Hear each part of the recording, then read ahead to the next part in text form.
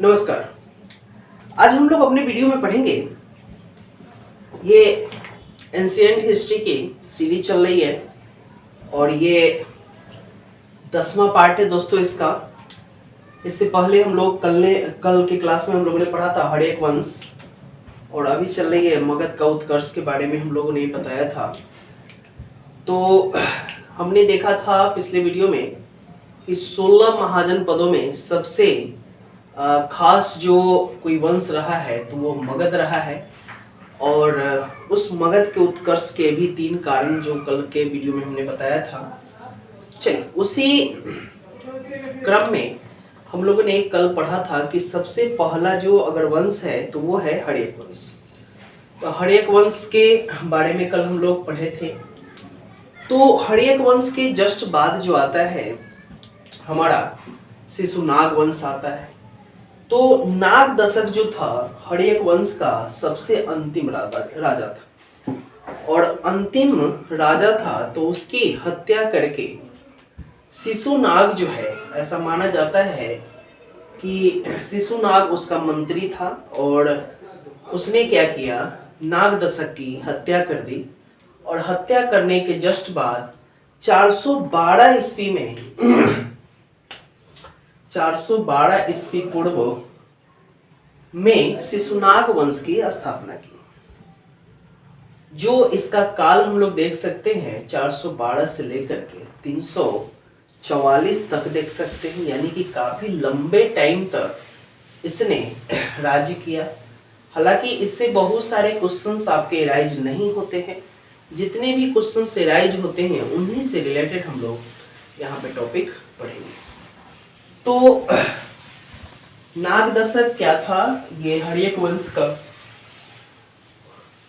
अंतिम राजा था। उसकी हत्या करके अमात्य शिशुनाग ने शिशुनाग वंश की स्थापना की। यहाँ से मेन कुछ पॉइंट्स है जो देखने वाला है कि अवंती और वत्स को जीत लिया था और इसने मगध में मिला लिया था।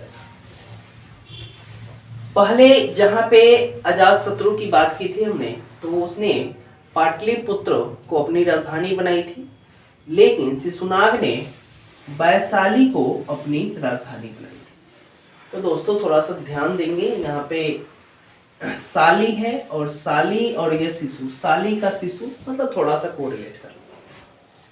उसके बाद इसके शिशुनाग के जो पुत्र थे कालाशोक, पुनः उसने पाटलिपुत्र को अपनी राजधानी बनाया। यानी कि जैसे पुनः क्या है कि वैशाली में बनाया शिशुनाग ने, फिर उसके जो पुत्र थे ये कालाशोक, तो ये क्या है अपनी राजधानी बनाई। तो दोस्तों कालाशोक थोड़ा सा फेमस इसलिए है क्योंकि द्वितीय बौद्ध संगति इन्हीं के शासनकाल में हुई थी, जो कि कल के वीडियो या परसों के वीडियो में हमने डिस्कस किया था। और इसका अंतिम राजा जो है नंदीवर्धन था। तो नंदीवर्धन जो बहुत ही कमजोर शासक था और वह शासन व्यवस्था भी अपना अच्छे से नहीं चला पाता था। तो यहाँ से नंदीवर्धन जो सबसे कमजोर शासक रहा है उसकी हत्या करके नंद वंश की स्थापना की। तो नंद वंश की किसने स्थापना की, तो महापद्म नंद ने नंद वंश की स्थापना की। पुराण के अनुसार अगर हम माने तो इसे शूद्र जाति का माना जाता था, इसीलिए इसे शूद्र शासक भी कहा जाता था।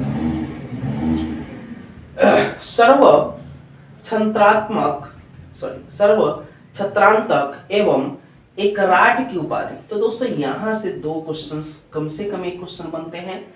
सर्व छत्रांतक एवं एकराट की उपाधि। तो एकराट की उपाधि क्या होता है दोस्तों, कि महापद्म नंद जो है वह उस टाइम पे बहुत ही शक्तिशाली राजा था। और शक्तिशाली राजा इसलिए माना जाता था क्योंकि वह उसका नीति और व्यवस्था बहुत ही चरमोत्कर्ष पे था। तो वह क्या था कि अपनी विशाल शक्ति को दर्शाने के लिए और जाना जाता था और क्षेत्र को जीत कर अपने मिलाने में इसके लिए भी जाना जाता था। और इसके शासनकाल में भी मगध का बहुत ही ज्यादा विस्तार हुआ, इसीलिए इसे एकराट की उपाधि से नवाजा गया था। यहाँ पे दूसरा सबसे महत्वपूर्ण आता है कलिंग को, कलिंग विजय। तो अगर ऐसा क्वेश्चन पूछा जाता है कि सबसे पहले कलिंग विजय किसने किया था मगध के, तो यहाँ से महापद्म नंद ने किया था। तो कलिंग विजय जो कि जीतकर कलिंग को मगध में मिलाया था। जब हम लोग कलिंग विजय की बात करेंगे, जब अशोक के बारे में पढ़ेंगे, उस टाइम में भी इसकी चर्चा हम लोग करेंगे। और कलिंग से जीतने के बाद वहां से एक मूर्ति उठाकर लाया था और उसे दिखाया था। तो कलिंग से मूर्ति उठाकर लाने वाला कौन था? महापद्म नंद। अंतिम शासक इसका घनानंद था, जो कि घनानंद के बारे में कहा जाता है कि घनानंद बहुत ही क्रूर शासक था। और क्रूर शासक इसीलिए इसकी पुराण में चर्चा कही गई है, क्रूर शासक के रूप में पुराणों में इसकी चर्चा की गई।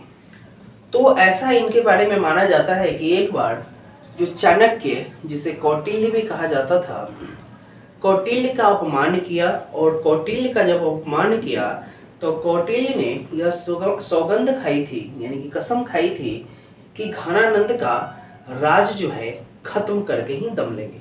तो उन्होंने चंद्रगुप्त मौर्य से क्या हुआ, हाथ मिलाया और उसे तैयार करके घनानंद के शासन का अंत किया। तो ये इसके लाइफ में सबसे बड़ा जो है घटना था।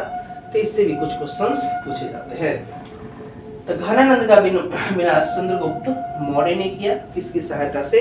कौटिल्य की सहायता से। तो चाणक्य जो थे उसे कौटिल्य भी कहा जाता था, अर्थशास्त्र का जनक भी उन्हें कहा जाता था। तो ये पॉइंट थी इस दोनों वंश से।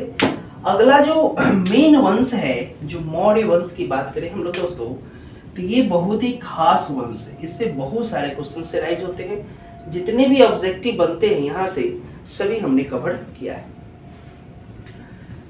अगर इसके संस्थापक की बात करें तो चंद्रगुप्त मौर्य और खास करके चाणक्य को जाता है।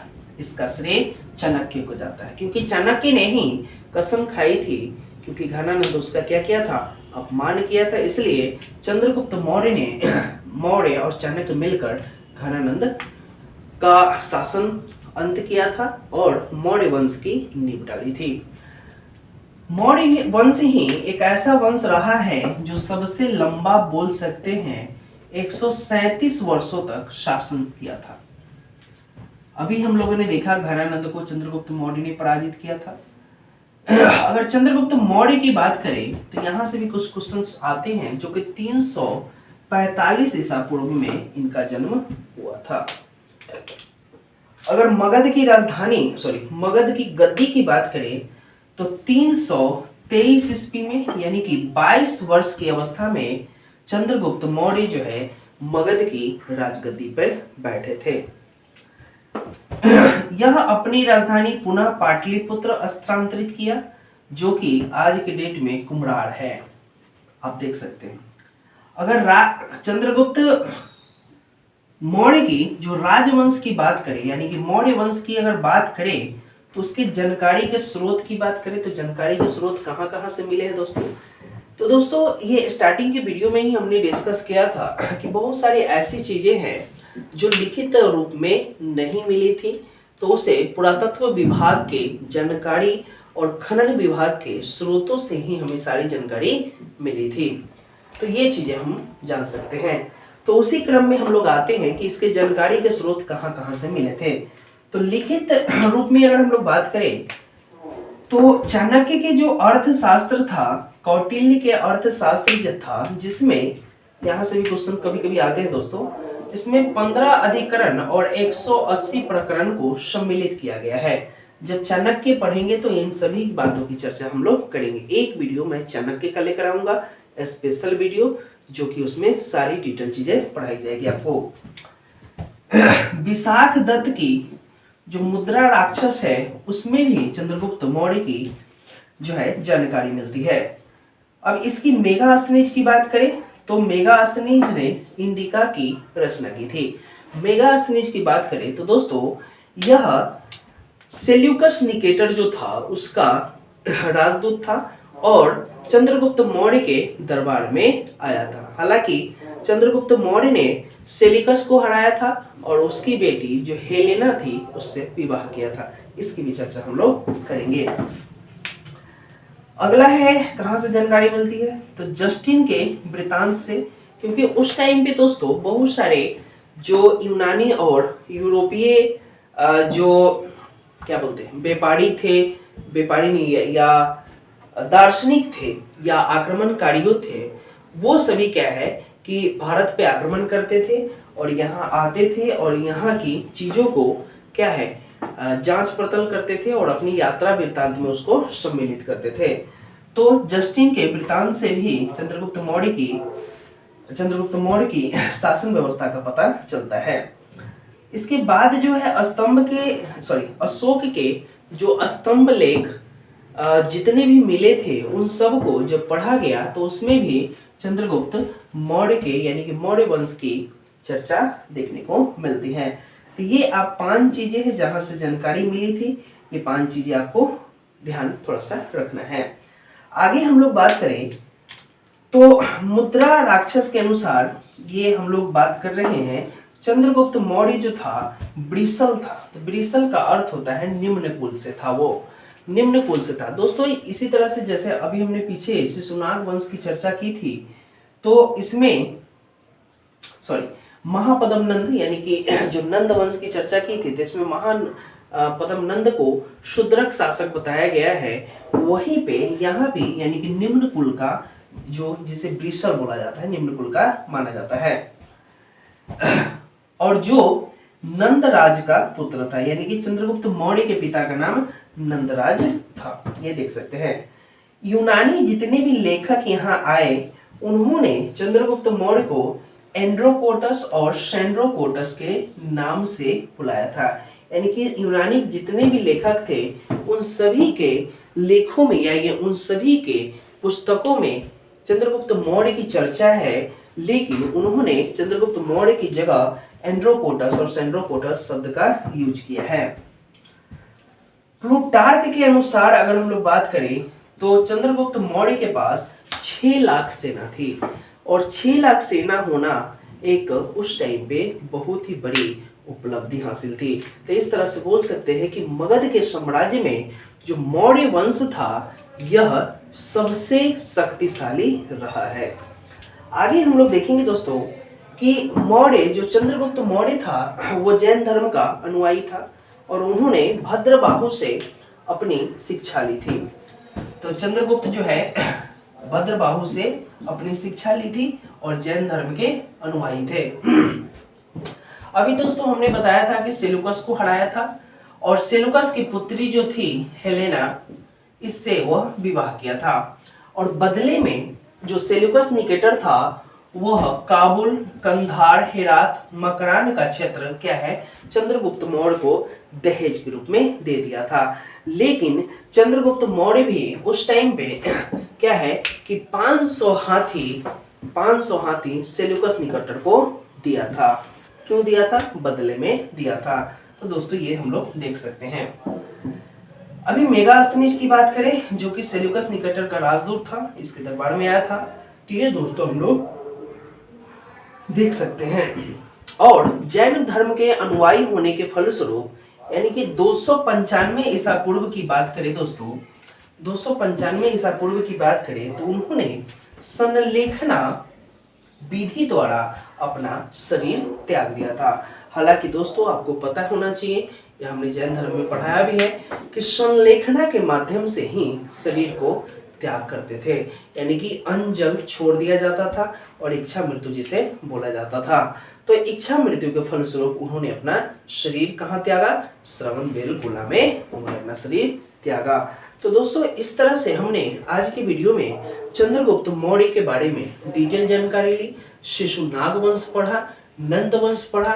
आशा करते हैं आपको समझ में आई होगी और इसके नेक्स्ट वीडियो में हम लोग पढ़ेंगे कि यूनानी और यूरोपीय जो आक्रमण हुए भारत पे उसके बारे में विशेष रूप से पढ़ेंगे। नमस्कार।